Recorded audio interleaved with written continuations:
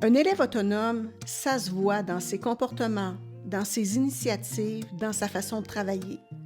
C'est celui qui commence une tâche, la réalise et la termine sans dépendre de l'enseignant. Il est capable de travailler sans abandonner ou se décourager. Dans notre gestion de classe, on parle aujourd'hui de l'attention et de l'engagement des élèves sur l'objet d'apprentissage avec notre majeur.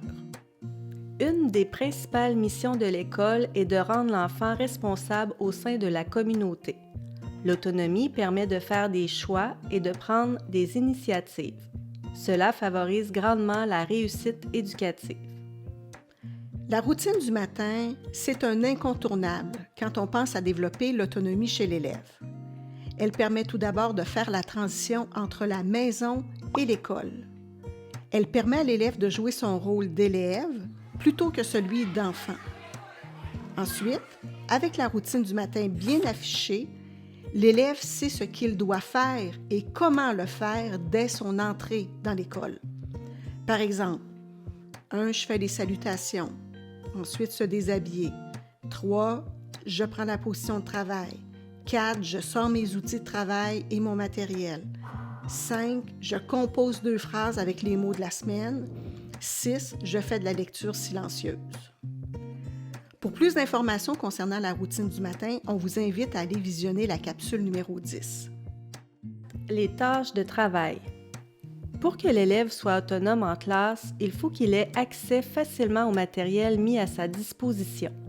Par exemple, les ateliers de lecture ou d'écriture, des copies, des corrigés d'exercices pour que l'élève puisse se corriger lui-même ou du travail supplémentaire.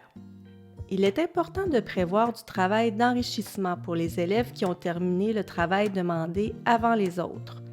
Ça peut être un exercice à terminer, un document avec des mots cachés, du dessin, des activités éducatives ou tout simplement lui demander de faire de la lecture personnelle. Tout ce matériel rangé dans des bacs ou des casiers doit être clairement identifié pour que l'élève le repère facilement. Un autre moyen pour rendre l'élève autonome, c'est d'utiliser un code de couleur pour les demandes. L'élève qui a besoin d'aide ou qui veut se faire corriger dépose par exemple un carton rouge sur le coin de son bureau. L'enseignant va donc voir ses élèves en premier, mais doit prendre le temps d'aller voir quand même tous les élèves, car certains ne demandent pas d'aide malgré leurs difficultés. Finalement, on peut installer un coin autonome ou un coin lecture dans la classe pour les élèves qui ont terminé leur travail. Dans le coin autonome, on peut installer un casse-tête, un jeu de mémoire, du coloriage, un projet en cours comme un projet d'art plastique ou une maquette à réaliser. Les responsabilités. Un autre moyen pour rendre l'élève autonome, c'est de lui donner des responsabilités. Vous devez commencer par déterminer quelles responsabilités vous voulez donner à vos élèves. Il en existe une multitude, mais peut-être qu'elles ne vous conviennent pas toutes. Sur le site Jardin de Vicky, en tapant « Responsabilité de la classe », vous aurez plusieurs idées. Passer le balai, prendre les présences, s'occuper du TNI, laver les bureaux, distribuer les cahiers ou les feuilles, être mini-prof.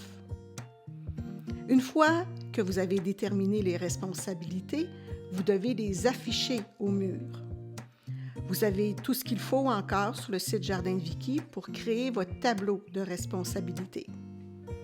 Il y a beaucoup de matériel concernant les responsabilités sur Pinterest et le site Mieux enseigner, mais ce matériel est parfois payant.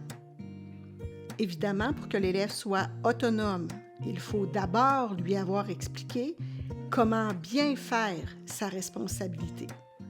On vous recommande de faire une rotation des responsabilités à chaque semaine ou aux 2 semaines. Procédurier et tableau d'ancrage. Maintenant, avec quoi rendre l'élève autonome? C'est avec des procéduriers ou des tableaux d'ancrage que l'on développe l'autonomie. Avec ces outils, l'élève sait d'un seul coup d'œil comment faire l'activité, seul ou en équipe, en silence ou en chuchotant. Par exemple, Dans le coin coloriage, le procédurier pourrait informer l'élève que le nombre de personnes permis est 2, que c'est en silence dans ce coin, qu'il faut fermer les bouchons des crayons et bien ranger. Prendre du temps pour expliquer les routines avec des tableaux d'ancrage, c'est gagner du temps par la suite. Quand chaque élève sait ce qu'il doit faire dès qu'il rentre en classe, peu importe le moment de la journée, on gagne du temps. L'utilité d'un tableau d'ancrage, c'est de montrer à l'élève le matériel à sortir et comment il doit travailler. Par exemple, dans le tableau d'ancrage Atelier de lecture, on voit bien le matériel à sortir et les attentes de l'enseignant envers l'élève. L'élève sait ce qu'il doit faire, donc ne dépend pas du prof et cela permet de développer l'autonomie et ainsi gagner du temps. Un autre moyen efficace pour développer l'autonomie de l'élève, c'est le plan de travail. Il s'agit tout simplement d'écrire au tableau ce que l'élève a à faire étape par étape. L'élève n'a pas à demander à l'enseignant ce qu'il doit faire lorsqu'il a terminé son travail, puisque c'est clairement indiqué au tableau. L'enseignant est moins dérangé et peut ainsi s'occuper des élèves qui ont besoin d'aide.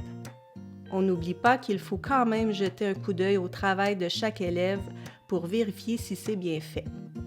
Comment rendre l'élève autonome? La meilleure façon de rendre l'élève autonome, c'est de modéliser encore et encore en utilisant les tableaux d'ancrage et les procéduriers. D'abord, on prend le temps une première fois de monter le procédurier ou le tableau d'ancrage avec les élèves. Habituellement, on peut faire ça dans une page notebook au TBI avec des dessins faits rapidement ou avec des mots. Il faut expliquer à l'élève ce qu'on attend de lui. On enregistre ce fichier.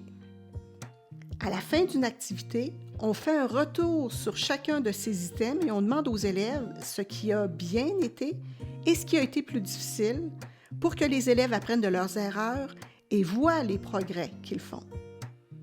Au début de la prochaine séance d'activité, il faut ressortir le tableau d'ancrage et nommer ce qui a été difficile la dernière fois.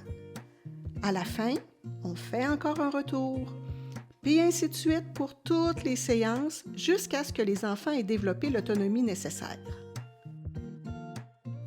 Vous trouverez au recto de la fiche d'accompagnement les éléments importants à retenir de cette capsule.